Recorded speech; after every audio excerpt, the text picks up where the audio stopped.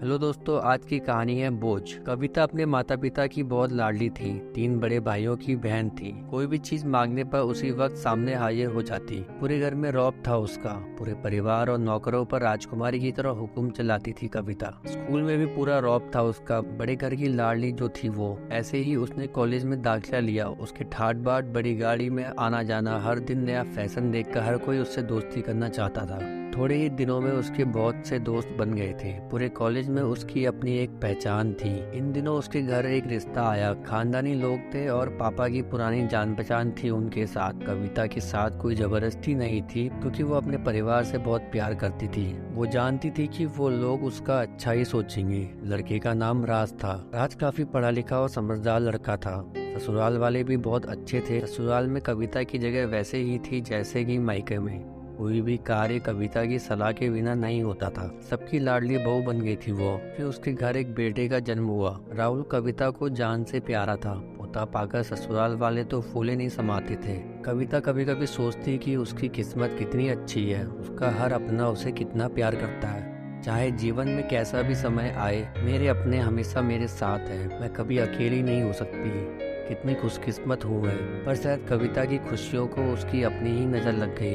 एक दिन वो मैके जाने की जिद कर बैठी। राज को बहुत काम था, लेकिन वो फिर भी उसे ले गया। रास्ते में उनकी गाड़ी अन्य गाड़ी से टकरा गई। कविता, राज और राहुल बहुत बुरी तरह जख्मी हो गए। काफी दिनों के इलाज के बाद राज और राहुल तो ठीक हो गए, लेकिन कविता पूरी तरह ठीक न हो सकी। सर पे चोट लगने के कारण वो अपनी आंखों की रोशनी खो बैठी। अब कविता की किस्मत उल्टे पांव चलने लगी। मायके वाले कुछ दिनों तक उससे मिलने आते रहे। फिर कभी कभार फोन ही करके पूछ लेते कि आप कैसी हो। धीरे धीरे ये सिलसिला भी कम हो गया। ससुराल वालों की सहानुभूति भी कम होने लगी।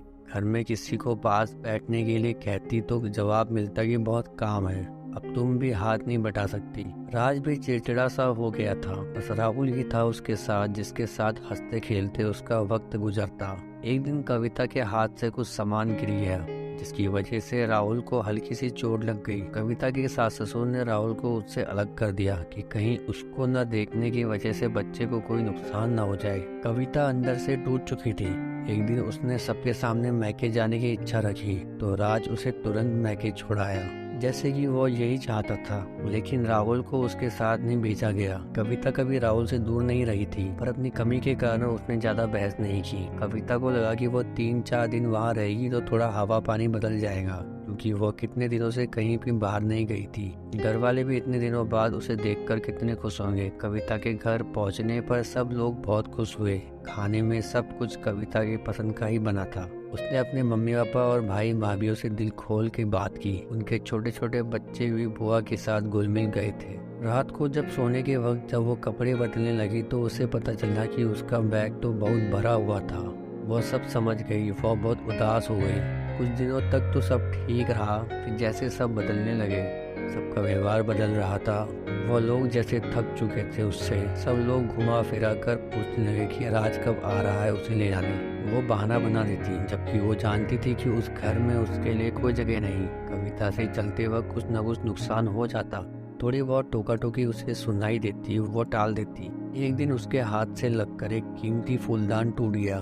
छोटी भाभी ने बहुत हंगामा मचाया। कविता के माता पिता रोज रोज के झमेले से तंग आ गए थे। उन्होंने राज को खुद से फोन कर दिया। राज कविता को अपने घर ले गया। कविता को अपने परिवार वालों से ये उम्मीद न थी। जिस कविता के कहे बिना घर में एक पत्ता भी नहीं हिलता था, उस घर के लिए वो अब बोझ बन चुकी थी। राज के साथ ससुराल आते वक्त वो बहुत खुश थी, क्योंकि वो अपने घर जा रही थी, अपने जिगर के टुकड़े राहुल के पास। परंतु यह खुशी भी कुछ पल की ही थी। सारा बंदोबस्त पहले ही किया हुआ था। कविता को सीधे ऊपर वाले कमरे में पहुंचा दिया गया। राहुल से दूर रहने की सख्त चेतावनी दी गई। एक काम वाली लता को उसकी जिम्मेदारी सौंपी गई, जो उसके खाने पहनने जैसी जरूरतों का ध्यान रखती। कविता ज्यादातर चुप ही रहती। कभी कभी काम वाली लता से थोड़ा बतिया लेती। उसके जरिए राहुल का पता चल जाता। सबकी लाडली बेटी और बहू सबके लिए लाडली से बोझ बन चुकी थी। तो दोस्तों, कैसी लगी आपको यह हमारी कहानी? कमेंट करके जरूर बताएं।